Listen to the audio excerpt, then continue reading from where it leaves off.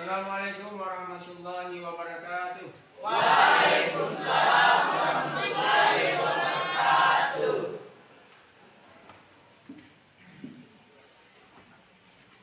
Bersiap. Sebelum kita belajar, marilah kita membaca doa. Doa dimulai.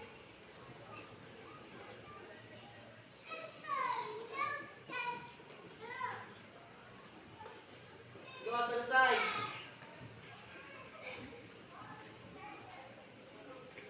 Baik. Bismillahirrahmanirrahim. Assalamualaikum warahmatullahi wabarakatuh. Waalaikumsalam warahmatullahi wabarakatuh. Bagaimana kabarnya hari ini? Alhamdulillah baik. Sehat? Sehat. Alhamdulillah. Bagaimana orang tua sehat? Sehat. Ya baik anak sekalian. Pada hari ini seperti yang sudah kita pelajari minggu lalu terkait dengan pengurusan atau penyelenggaraan jenazah, maka pada hari ini saya akan menjelaskan ya bagaimana tata cara pengurusan jenazah tersebut. Ya, namun sebelumnya saya akan terlebih dahulu mengabsen kehadiran kalian untuk mengecek atau untuk mengetahui siapa-siapa yang hadir dan siapa-siapa yang tidak hadir.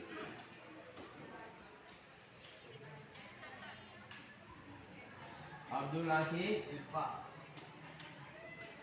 Abdul Samad, Fadil, Haikal, Hidayatullah, Irwandi, Jazi Zaki, M. Rizky Alfian Rojak, Muhammad Rustam Pratama, Hadir Pak.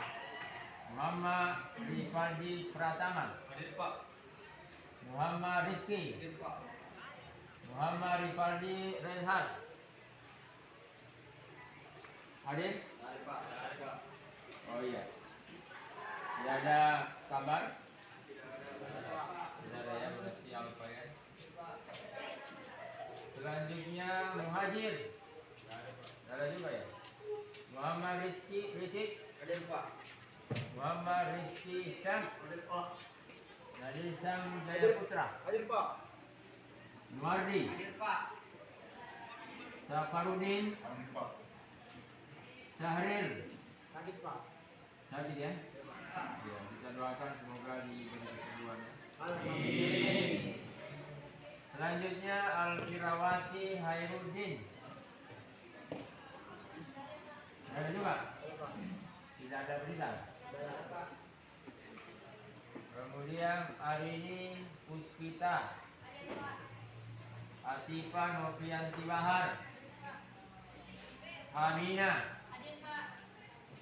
Nur Afriana, Nur Fadila, Risa Linda, Sofia Rosyada,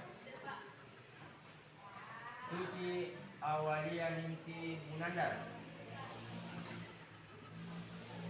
Selanjutnya yang terakhir Tiara Selvianti. Berarti hari ini ada 3 orang yang tidak hadir. Satu sakit, kemudian 2 tanpa keterangan. Dan mudah-mudahan saja yang tidak hadir pada hari ini ya tetap juga diberikan kelancaran terkait dengan urusan mereka ya.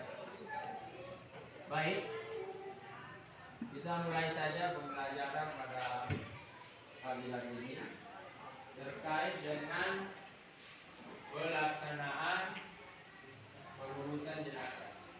Ini adalah semacam peta konsep, ya, di mana ada urutan yang harus kita pahami dalam hal pengurusan jenazah. Kenapa? Karena setiap muslim ya wajib tahu mengenai tata cara penyelenggaraan jenazah. Karena Wajib. Ya. Sebelum saya lebih jauh menjelaskan ini, saya ingin bertanya kepada kalian. Penyelenggaraan jenazah itu hukumnya apa? Wajib? Wajib apa? Karena ada dua. Ada dua fardu ya. Fardu ain dengan Kifayah. ya fardu kifayah. Kalau fardu ain artinya apa? Wajib. Ya wajib dilakukan oleh setiap orang. Tidak bisa diwakili. Contohnya sholat, masa kita mau diwakili, ya kan?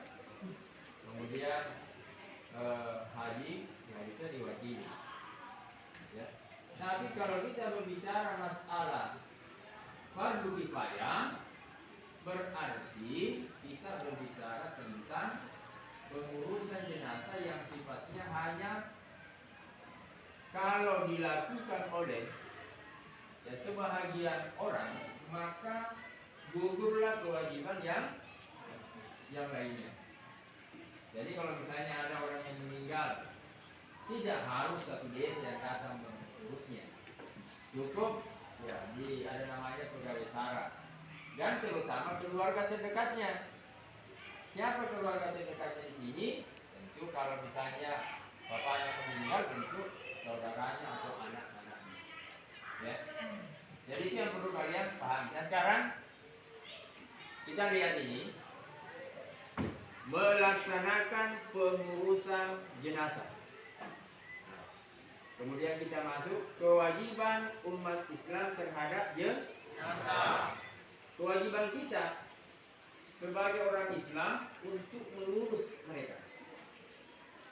Kenapa kita harus urus mereka? Karena dia tidak mampu lagi mengurus dirinya. Ya. Sekiranya dia mampu mengurus dirinya, ya tidak usah diurus. Gitu. Tapi karena dasar tidak ada lagi kehidupan ada dalam dirinya, ya alias tidak ada lagi rohnya atau nyawanya, makanya kita lah yang masih hidup itu mengurus mereka. Ya. Nah, kemudian bagaimana setelah kita memahami bahwa kita berkewajiban sebagai umat Islam untuk mengurusnya, maka ada beberapa tata cara perawatan jenazah. Ya kan? Jadi, kenapa jenazah itu dirawat?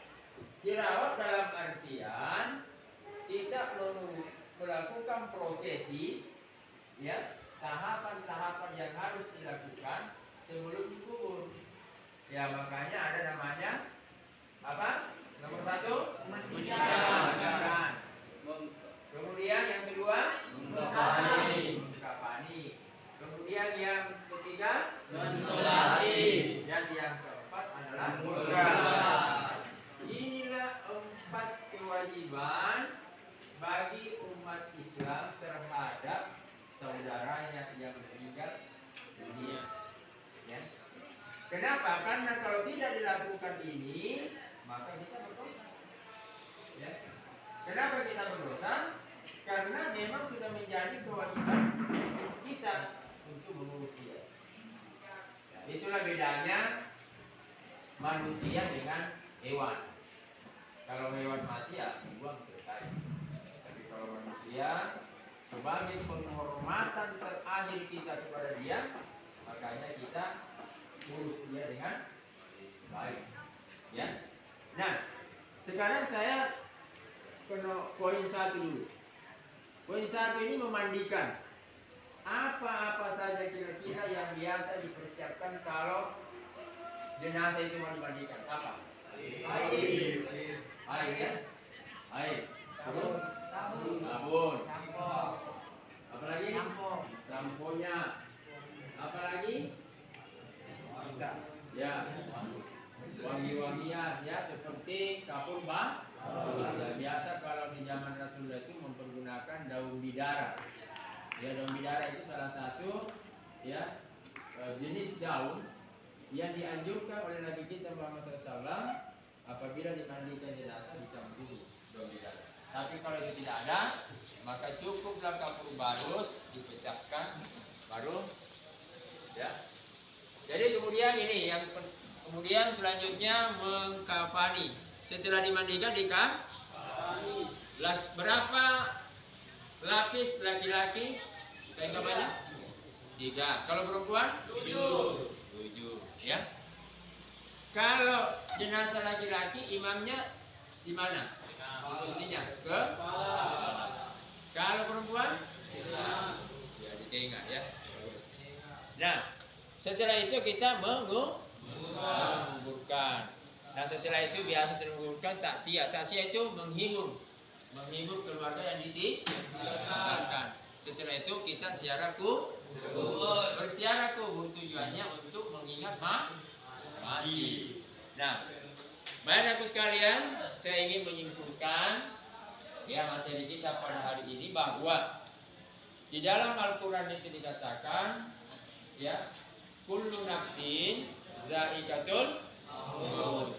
Semua tawaffawna ujurahum yaumal qiyamah.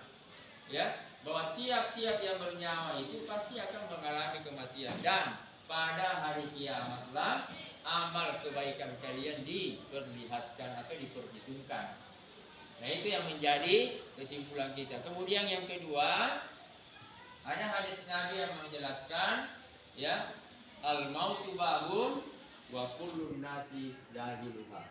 Bahwasanya kematian itu adalah salah satu pintu yang sangat luas dan setiap manusia pasti akan melalui pintu tersebut, yaitu namanya pintu kematian. Jadi baik sekalian, saya kira pada pertemuan kali ini insya Allah nanti kita akan melaksanakan praktek penyelenggaraan jenazah, karena biasanya praktek penyelenggaraan jenazah itu bisa lebih kita memahami kalau langsung dipraktekkan. Ini kan baru teorinya saja. Teori itu hanya gambaran-gambarannya saja. Tapi nanti setelah kita praktek, maka kita akan melihat berapa kain kafan yang dibutuhkan, bagaimana cara mengukur kain kafan jenazah, bagaimana cara melipatnya, bagaimana cara mengikatnya, bagaimana caranya kalau laki-laki, bagaimana caranya kalau perempuan. Nah, ini semua harus kalian pahami supaya nantinya di kelak kemudian hari nanti tentu ada keluarga kita yang meninggal dunia, tidak harus orang lain yang mengurusinya, tetapi kita sendiri sebagai keluarga terdekat, ya, dalam hal ini muhrimnya. Muhrim itu artinya apa? Yang bisa melihat auratnya. Karena kalau bukan muhrimnya itu dilarang. Kenapa? Karena melihat aurat seseorang itu haram hukumnya. Ya. Jadi anak sekalian, mudah-mudahan dalam pertemuan kita pada kesempatan ini kalian bisa ya mampu menelaah dan menganalisis perawatan jenazah, ya, sehingga kalian nanti di bawah atau di masyarakat kalian juga mampu melakukan tata cara jenazah, ya. Atau sebelum saya tutup, kira-kira ada yang mau bertanya? Ya? Ada yang mau bertanya terkait dengan penyelenggaraan jenazah ini? Artinya, ya, kalian sudah paham, ya. Kalau sudah memahami, alhamdulillah, tinggal menunggu kita bagaimana cara mempraktekkannya. Saya kira ini. Terima kasih atas segala partisipasi sekalian. Tetap jaga kebersihan, karena kebersihan itu bagian daripada iman. Tetap memelihara kedisiplinan, karena kedisiplinan itu adalah membentuk kita menjadi manusia yang punya karakter atau akhlak yang baik. Wabillahi taufiq wal hidayah. Assalamualaikum warahmatullahi wabarakatuh.